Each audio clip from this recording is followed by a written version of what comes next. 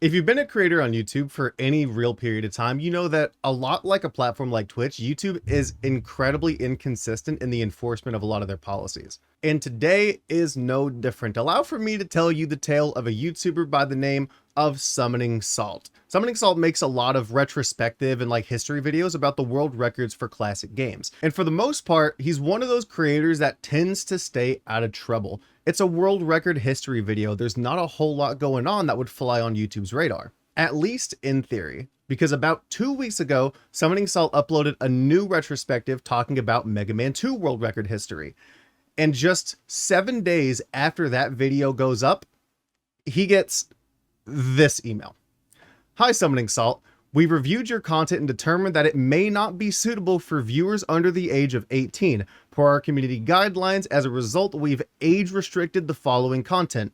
History of Mega Man 2 world records. A video getting age restricted is a massive, massive deal. It will absolutely tank the performance of a video. It's a bit of a downward spiral. You make less money, you get less views. And for a creator like Summoning Salt, where his video is an hour and 18 minutes long, there's a lot of ad revenue he's missing out on. So let's take a look at this real fast. This is basically a bit of a loosey-goosey list of what YouTube considers to be worthy of an age restriction. So things like having sort of misspelled, censored-esque swear words in the thumbnail, strong use of profanity throughout a video, like if it's in what they say is mentioned every sentence, which Summoning Salt's video was not. From what I recall from watching the video, there was a little chunk of it, somewhere in the middle, where there was, some F-bombs thrown around, as you do.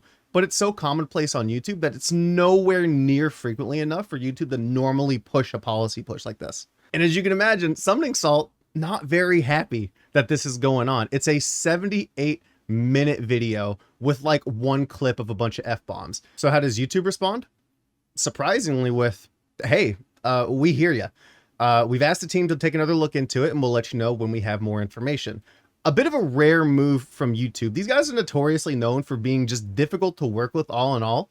So much to the point that if you have an issue on YouTube, the only way to get a hold of them is to make enough noise on Twitter. Not what I would call a fantastic customer service strategy. So another look they took and more information they brought back to Summoning Salt. Saying, hey, us again. After further review, we have removed the age restriction off of your video.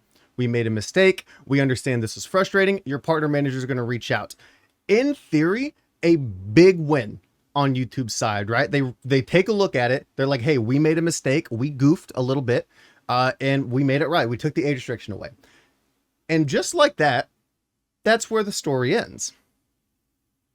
In theory. But before we get into that, I want to just show you guys this real fast. This is essentially the traffic graph from that video. And you can see as the video gets uploaded and it's sort of trailing up, it's gaining views at an extremely healthy rate, right? It's doing really well. And then right here at the point of age restriction, flatline. This video is damn near dead. And even after the age restriction gets removed, there's basically no real way to recover back from that. And as you can imagine, because the video has been age restricted so early on, the first 7 days are the most critical in terms of getting views and earning revenue on a video. A couple of days of revenue, which Summoning Salt's completely lost out on. And whenever YouTube acknowledges they've made a mistake, you don't get that money back. They don't get to go to the advertiser and say, hey, those ads you didn't put on this video, Coca-Cola, hey, we're gonna still need that money because we messed up. It doesn't work like that. So all's good and all's dandy, right? Summoning Salt, loses a little bit of money, had a NordVPN sponsorship, so it's not a complete loss, and all is good in the hood. Until just 7 days later, Summoning Salt gets another email from YouTube. Not good news this time. Hi, Summoning Salt. We reviewed your content and determined it may not be suitable for viewers under the age of 18. They double down. 7 days later, they come back and they put the age restriction back onto the video. He also goes on in this tweet here where it hasn't received any views since the video was age restricted the first time. Was told it would rebound and it didn't rebound. It didn't work. And now he's back dealing with the same exact issue again. They email him with this. Senior members of our policy team conducted a full re-review of your video and confirmed it was correctly age restricted the first time. It was restricted for violating our guidelines on vulgar language, specifically at the timestamp 3556, where there is excessive use of heavy profanity, which may not be appropriate for people under 18.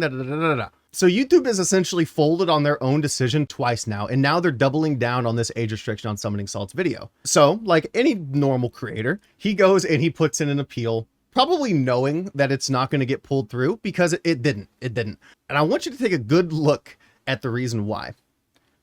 Hi, Summoning Salt. We reviewed the content carefully and have confirmed that it violates our sex and nudity policy. Now, let me just remind you real fast, just swing back a little bit. This is a Mega Man 2 video. So how YouTube came to this determination, I'm not really sure. I have no idea. And as it stands right now, that's kind of where we're at. I wasn't going to cover it because it seemed like, you know, YouTube makes a mistake, YouTuber makes noise on Twitter, YouTube backpedals mistake. I wasn't going to talk about it. And then they decided that they're going to double down on this decision. And so far, that's basically all that we know of the situation. The only other update that I can really give on this is the fact that today, on October 1st, YouTube tweets this out. October is going to be your month. I'm claiming that for you.